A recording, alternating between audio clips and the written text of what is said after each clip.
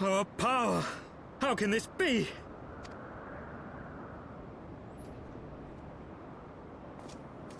Fall back!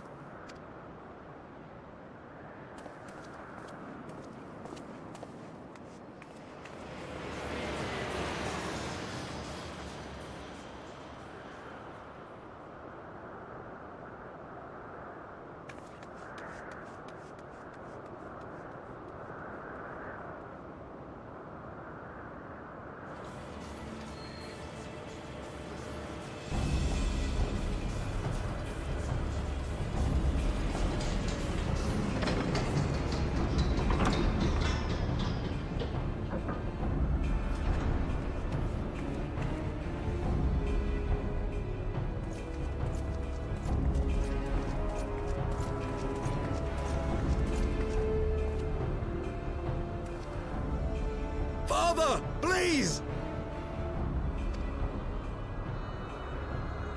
We were not too late, my friend!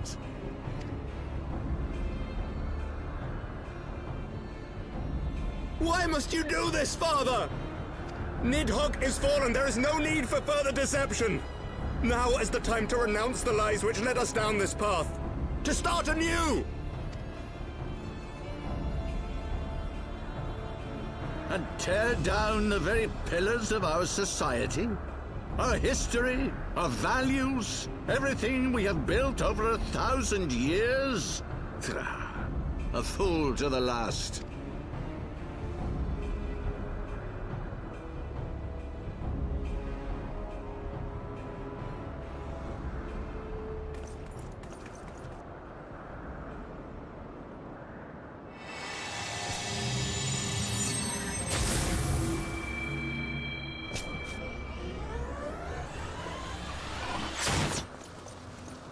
Look out!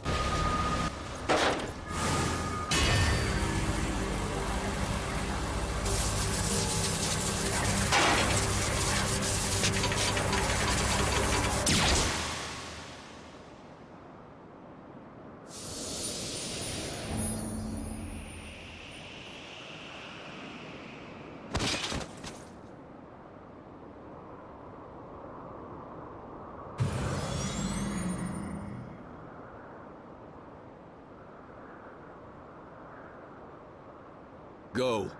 Asisla awaits.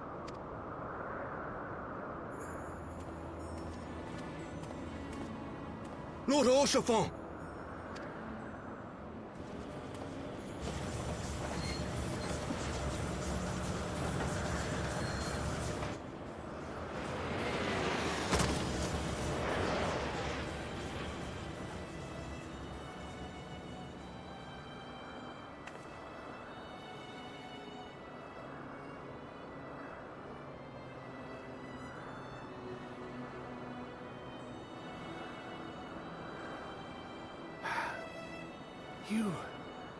You are unharmed? Forgive me. I could not bear the thought of...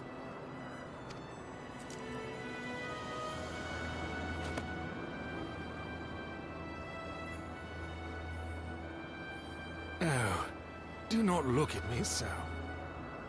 A smile better suits...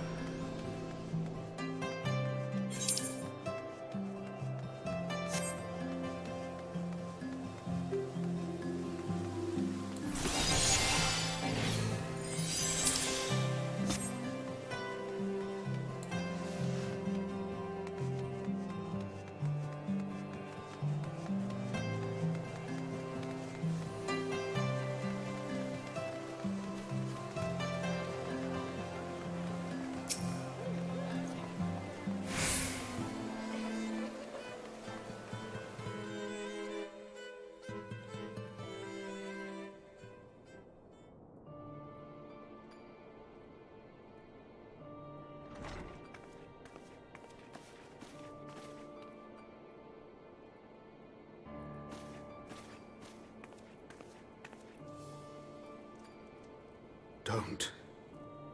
Please. A knight lives to serve, to protect, to sacrifice. There is no greater calling.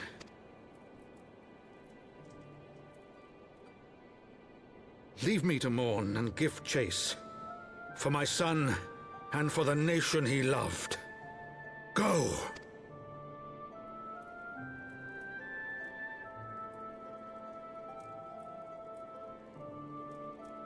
His sacrifice shall not be forgotten.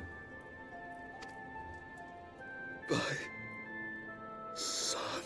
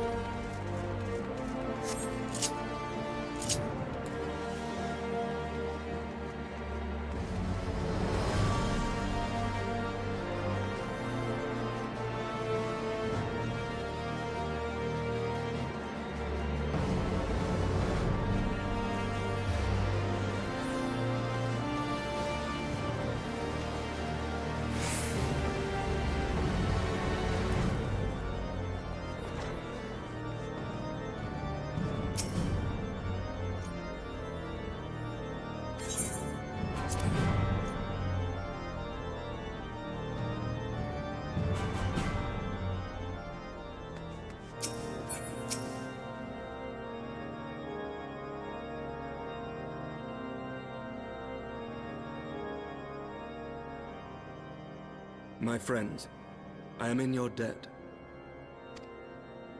Think nothing of it. Your wounds are healing well, I trust. Some wounds do not heal.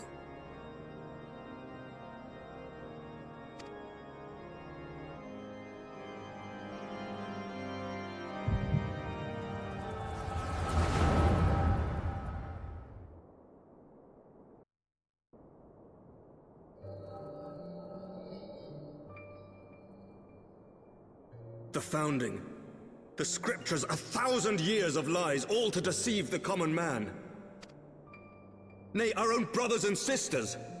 For the blood of the Knights 12 flows within all our veins. You knew this to be true. You knew, and you concealed it.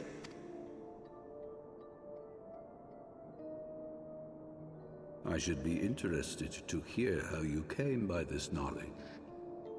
But yet...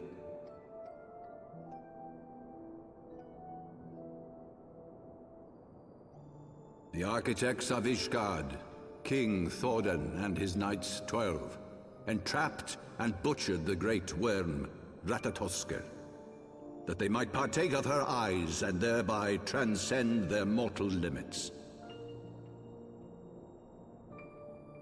Upon learning of their treachery, Nidhogg was consumed with a murderous and justified rage. I dare say you know what followed. The great worm slew the king and half of his knights.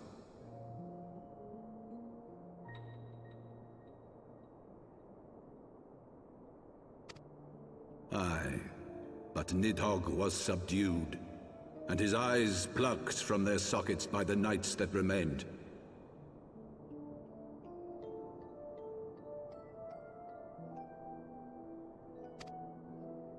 Their one mistake was to show mercy, for from his brother Hreisvelger did Nidhogg receive a new eye, thus rejuvenating his form and empowering him to embark upon an eternal quest for vengeance.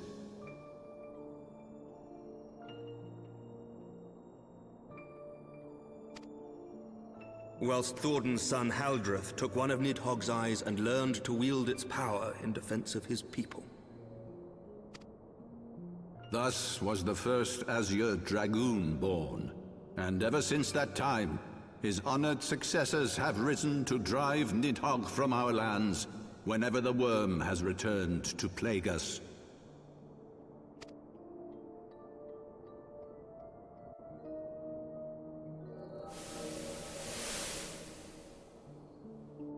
I ask you, my son, will you answer for my sins? Will your son and his... What do you mean?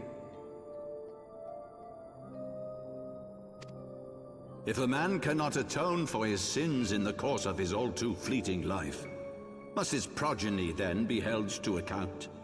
Must every subsequent generation be judged as well?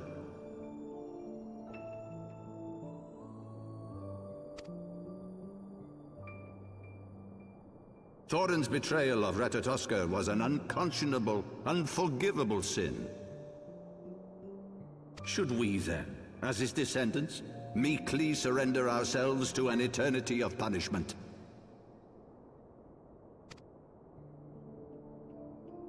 Nay, say I. I would not see our children sacrificed in a vain attempt to appease an implacable foe. Dragons are not like us, my son. To they who live forever, the wrongs of antiquity are as those of yesterday. No reparations shall ever suffice.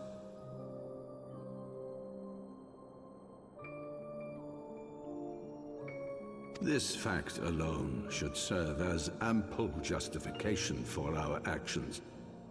Yet some refuse to see it as such. For men like you, who yearn to commit themselves to a nobler... This is your solution. This is how you protect our people. You have given us a lost cause, a death sentence. With your compelling narrative, you but doom our countrymen to give their lives for a lie. And they do so gladly. Highborn and lowborn alike are proud to serve. And what would you say to them? What would you tell the wives who have lost their husbands? The mothers who have lost their sons? That their loved ones died for naught?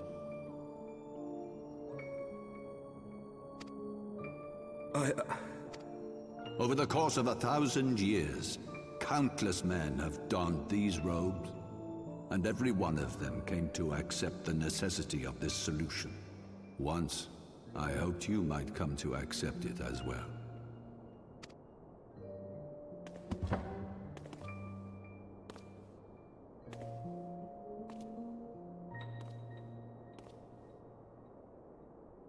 Do not despair, my son. Soon I shall free us from the sins of antiquity.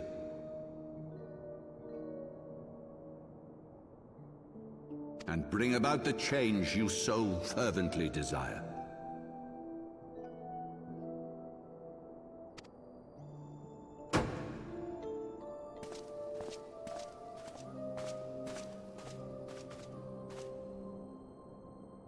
If he has spoken with others, I would have their names.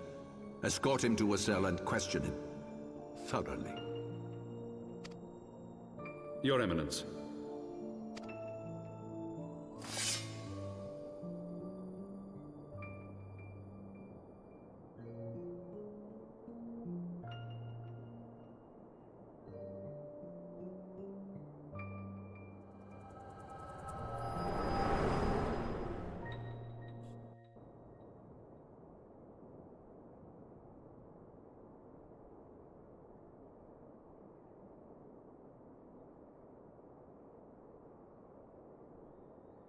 You saw something, did you not?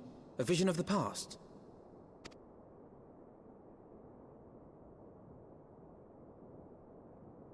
So this is the power of the Echo. Would that it had shown you a finer moment from my past.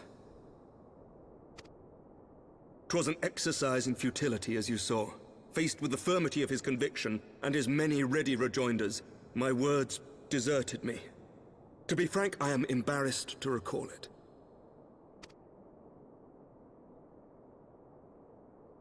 A friend once impressed upon me the importance of differentiating between words, deeds, and beliefs.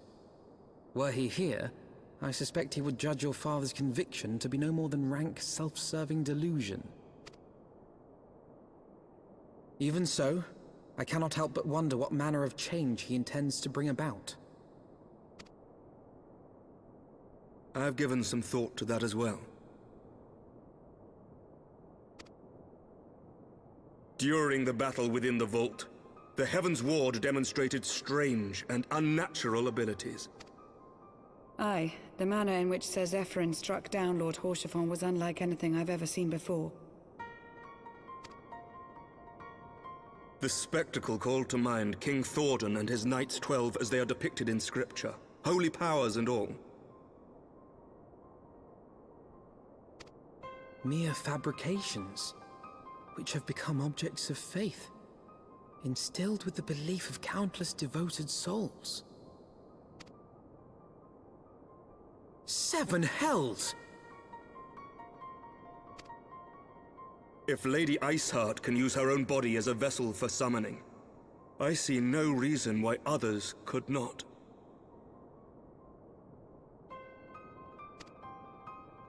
Are the Heavensward truly so reckless? Unbelievable!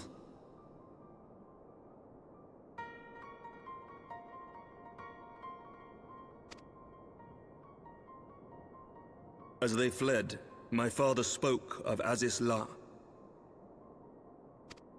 Though I know not what he intends, I fear no good shall come of it. His ambitions are too great, and his minions too powerful. We must find the Heavensward and stop my father before it is too late.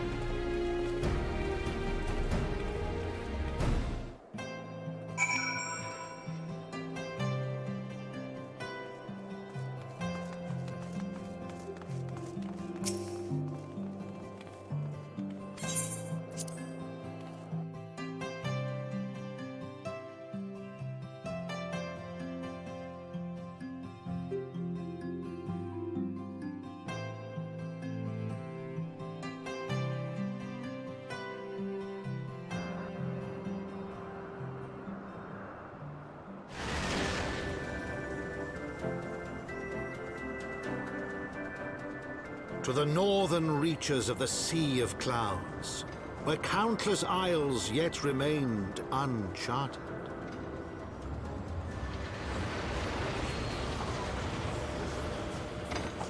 in search of a mysterious land known as Azizlar, and the unmasked villain who sought to claim its secrets.